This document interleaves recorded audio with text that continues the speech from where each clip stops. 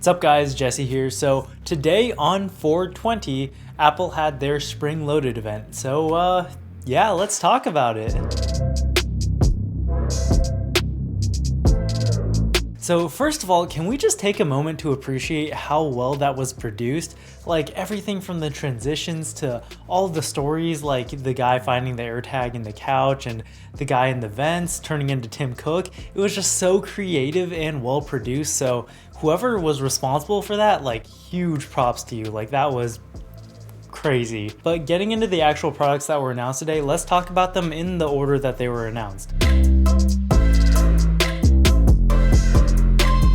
So first up are the AirTags. Now these have been rumored for like a really long time and they finally got released. So basically, if you didn't know, they are a tile-like tracker but made by Apple. And I feel like these are pretty interesting because one of the limitations with the tile trackers is that you have to be kind of within range for them to even work, which almost defeats the purpose of them. But to my understanding, with the AirTags, they will work as long as they are within range of any iPhone, which is pretty much everywhere. Like unless you're just by yourself alone in the wilderness, chances are you're gonna be near an iPhone. Now, a couple of months ago, Samsung released a very similar device called Smart Tags, which operated on a similar principle but with Galaxy devices. And honestly, at least here in America, I feel like it's not gonna work quite as well just because there simply aren't as many Galaxy devices out there. So I feel like the AirTags are gonna be a bit better in that sense. But one of the things that Apple brought up that I wouldn't have even thought about is, if somebody wants to do you some harm, drops an AirTag in your bag, you don't notice,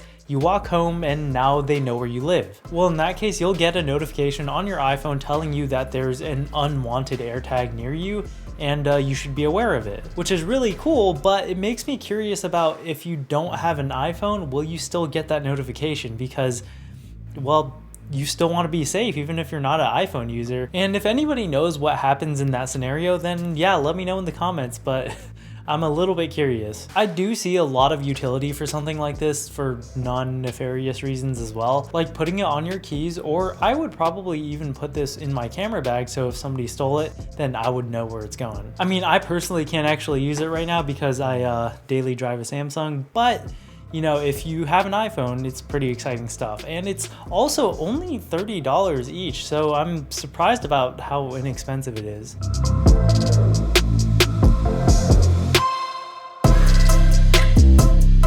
Alright, next up is the Apple TV 4K, and I can't really comment on this too much because I've never had an Apple TV or really any smart TV for that matter. I just don't really watch that much TV. But it's got the A12 Bionic chip, which I have no doubt is going to perform great. It's also got this color calibration feature that will let you calibrate the colors of your screen just with your iPhone, which is really interesting because color calibration tools like for monitors and that sort of thing are usually not that cheap. So it's really surprising to me that the iPhone has that sort of hardware that can do that. But no one's tested it yet, so we'll have to see whether or not it actually works. But I mean, at the end of the day, it's not going to turn your crappy TV into a great TV, but if you can get any sort of gains out of it, that'll be good. It also has a newly designed remote, which I think was a pretty big pain point for a lot of people who had the Apple TV. It's got the old school iPod-like scroll wheel, which will really make scrubbing through videos and that sort of thing really easy. The Siri button is also on the side, just like the power button of an iPhone, which I thought was really cool and just a lot easier to find than just having it as a regular button. What I think would have been really cool for the Apple TV remote though is if they had some sort of AirTag integration inside the remote, because, well, you lose that a lot. Like imagine just being able to say, "Hey Siri, where's my remote?" and then the thing beeping, just saying.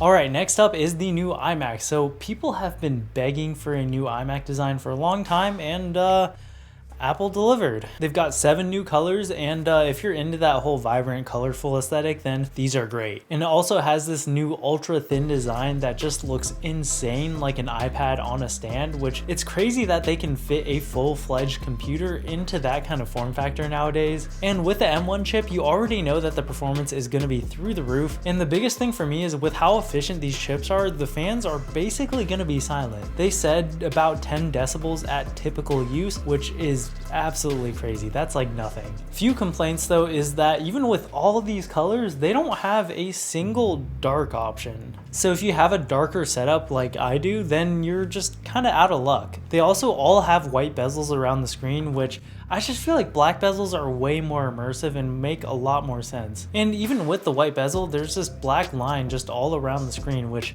I just feel like doesn't look very good. And while we're talking about the bezels, what is going on with that chin? I feel like that was the biggest issue with the last version of the iMac, and they didn't do anything about it. Like, even if they had to make the whole thing a tiny bit thicker so that they can get all the components behind the screen, I feel like it would have been worth it. Cause like practically speaking, I feel like thinness in a desktop is not really that important.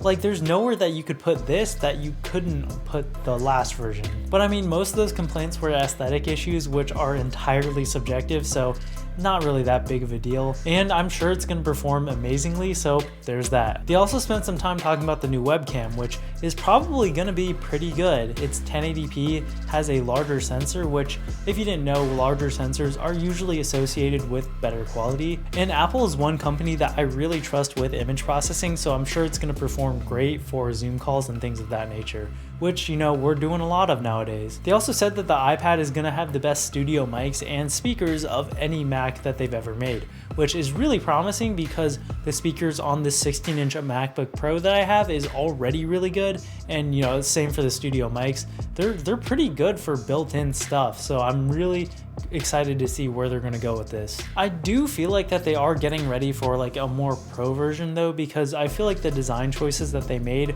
are more in line with their non-pro stuff. Like if these were an iPhone, then it'd be the regular iPhone 12 and not the 12 Pro. And not to say that that's a bad thing, I just feel like it'd be more interesting for me to see like a bigger version of this. But also I feel like it is worth noting though that 5.4K at this size, like 24 inches, is gonna be insane. Like I don't think I've ever seen a screen that densely packed with pixels.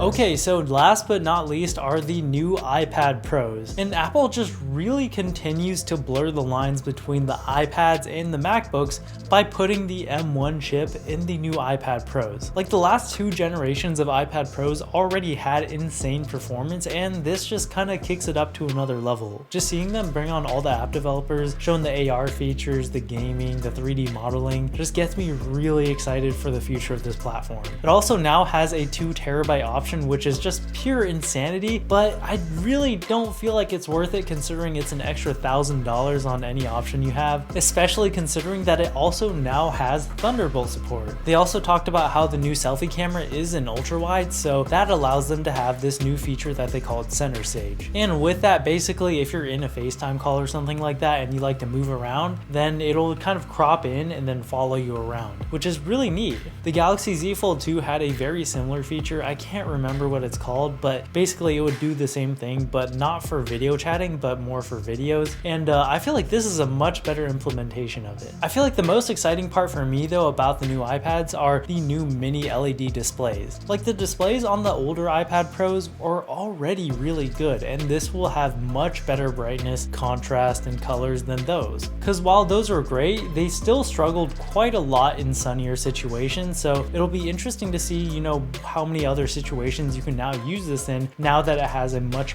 brighter screen. And it also allows you to edit HDR footage, and with the M1 chip, I feel like you could actually do it, so that'll be really insane to see. But I've been saying this for a while now, and I feel like the only thing holding back the iPad Pros now is the software. Like that's why when somebody asks me should I get an iPad or a laptop, it's so hard to recommend the iPad over a real computer, because a lot of apps just either don't exist or are missing a bunch of features once you have it in the iPad version.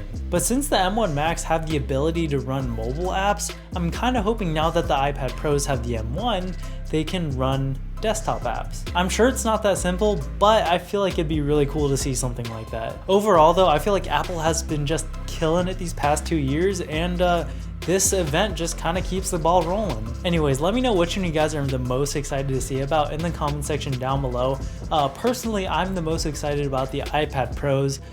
Still deciding whether or not I'm gonna get one, just because I want to make a video, but you guys don't seem to like my Apple videos that much, so we'll see. Remember to smash that like button, and if you enjoy content like this, think about subscribing and hitting that bell so you don't miss anything. As always, thank you so much for watching, and I'll catch you guys in the next one. Peace!